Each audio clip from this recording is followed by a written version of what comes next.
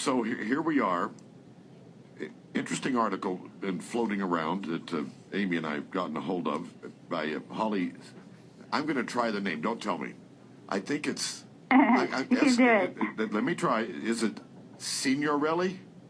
Yes, and you know what? The G is silent, but nobody knows that or understands it. It confuses them. So I usually I usually pronounce it Signorelli because otherwise people fall apart. Well, they don't know what to do. my mother, who was very anal about words and origins of words and names and such, made me that way. So I'm never afraid to fail but I don't mind trying. So Signorelli. Yes, exactly. That's perfect. Perfect, yes. She also wrote, do you know where your money is? No. Yes. Most people, if you don't, then you're just like 95% of the population, so you're not alone. I really do. We're pretty good at that. We're the couple. We just had this conversation. I know this isn't what we're going to talk about with Holly. We wanted to talk about how only 5 states require high school students to take a class about money. But to backtrack to last week's conversation between Jack and I, and to bring Holly in on this, we were talking about that some investment company did a study, and 4 in 10 of the couples that they talked about money with didn't know what their spouses made. Yes.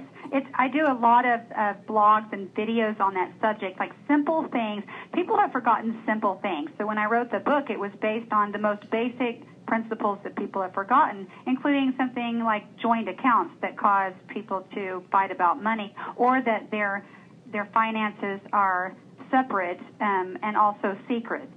You know, you can have separate finances, but you still, when you're married, you know, what you do affects the other spouse, and there's so many. This is number one reason for divorce. People need to talk about these things. Right. Okay. So let's start at the very beginning. Let's start with kids. You have a little bit of experience, as I understand, with this in your house, but are we still? Jack even said Jack went to school a lot longer before I did. Sorry, I just had to throw that in there. I graduated in 1968. I never took any course like that. It was never offered. I could have taken a bookkeeping course, but that wouldn't have done what we're talking about here, and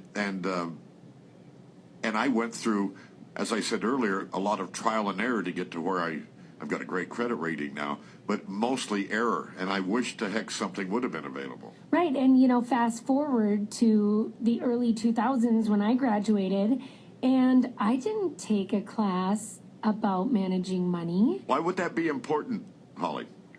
Well, I kind of have this flip-flop theory. It's like the people right now that are retired, they grew up with parents that were in the Depression. So they knew all about lack, and they always saved. So even if when I'm working with retired individuals right now, they may not have millions of dollars, but they have a pretty strong savings. But Gen X came out after that, and they felt like, oh, we didn't have enough growing up. We want more. So then what our generation has done is completely overspend. You know, statistically, Gen X has like the worst savings and the biggest credit card debt, and it's not because they're not making money.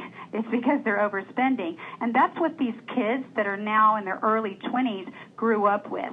So they are confused about money because they grew up in a bad economy. So they don't know about the 80s and the wealth and prosperity and that the economy can be good. They only know struggle that they saw with their parents. And of course this isn't every single person on the planet, but this is a major problem right now. So they don't understand money, and a lot of times it does come from the parents not taking the time to talk about money to their kids, because instead they were complaining about money. And when you grow up with money being complained about, these are deep subconscious feelings that you have about money, and then people, they don't want to deal with it. Yeah. I always say, like on social media, people can talk about anything on social media but money. You know, it's just a subject that people are afraid to talk about.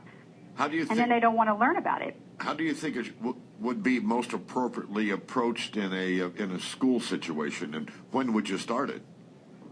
I think you should definitely start that as early as middle school. I mean, you could start a small version of that, just like they have classes in elementary school for the environment, right? Now there's like actually environment weeks for elementary school. So you could do the same thing at the elementary level, just really understanding what a budget is on the most basic platform. And then as you go into middle school and high school, those concepts could be more advanced so that someone can understand that no matter what you have or don't have, that you can still put a little bit over here in the piggy bank, and then you can put some over here for fun, and maybe put something over here for charity if it's $5, you know, like depending on if you're a middle schooler or a high schooler, that you learn this idea of balance. It's all about balancing your money and your spending in proportion to your saving and giving.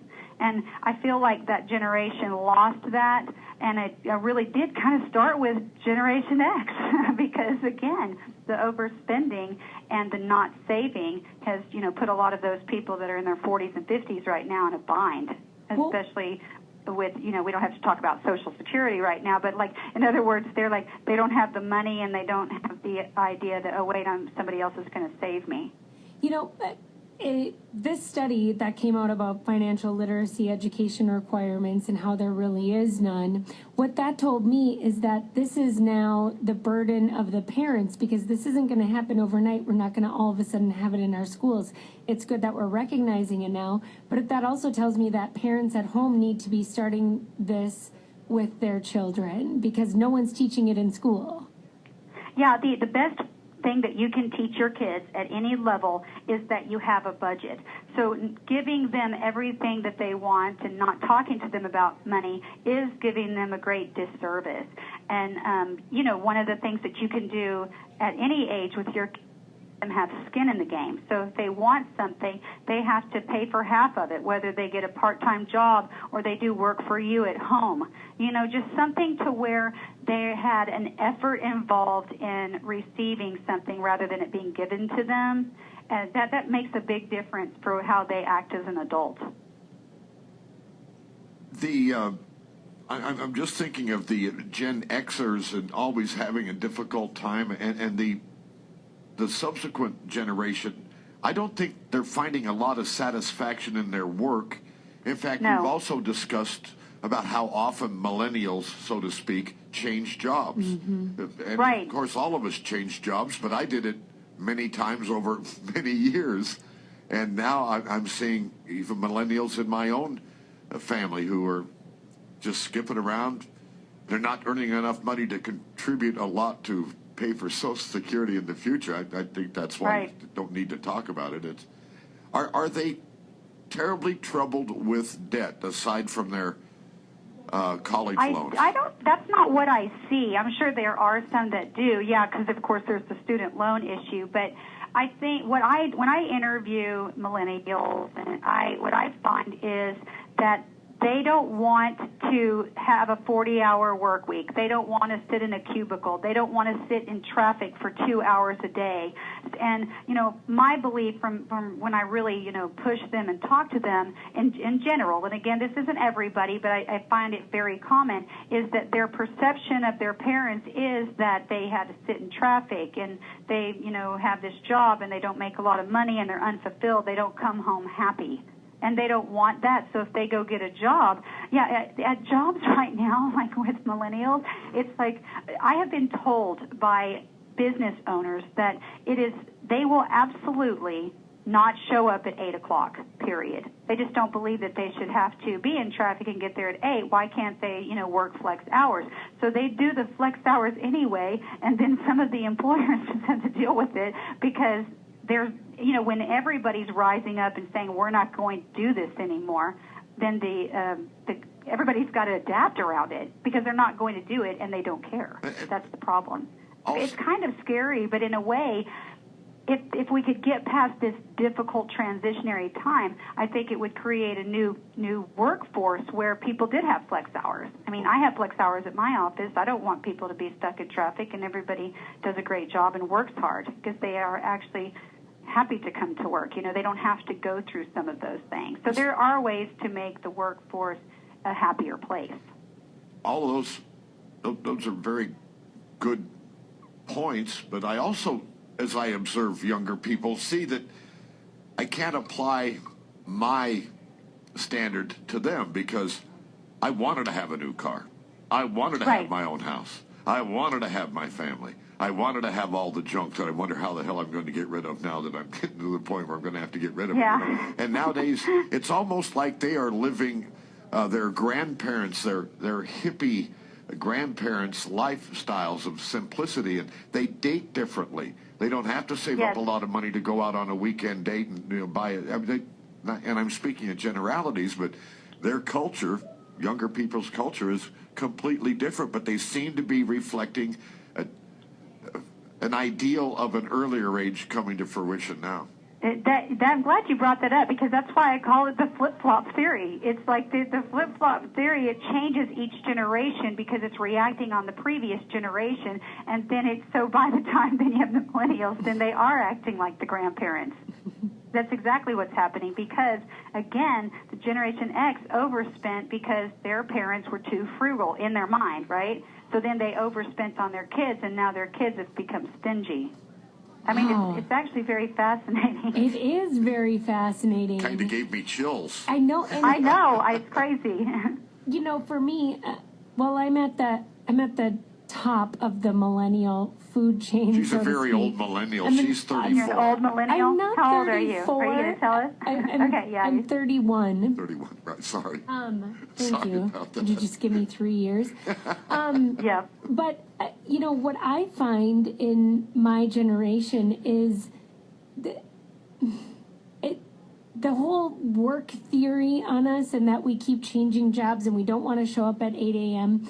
to the Gen X and the baby boomers, that at first glance seems lazy. But in fact, I think that we're a very caring yet uncaring generation, if that makes any sense. I mean, I think we do care about a lot more.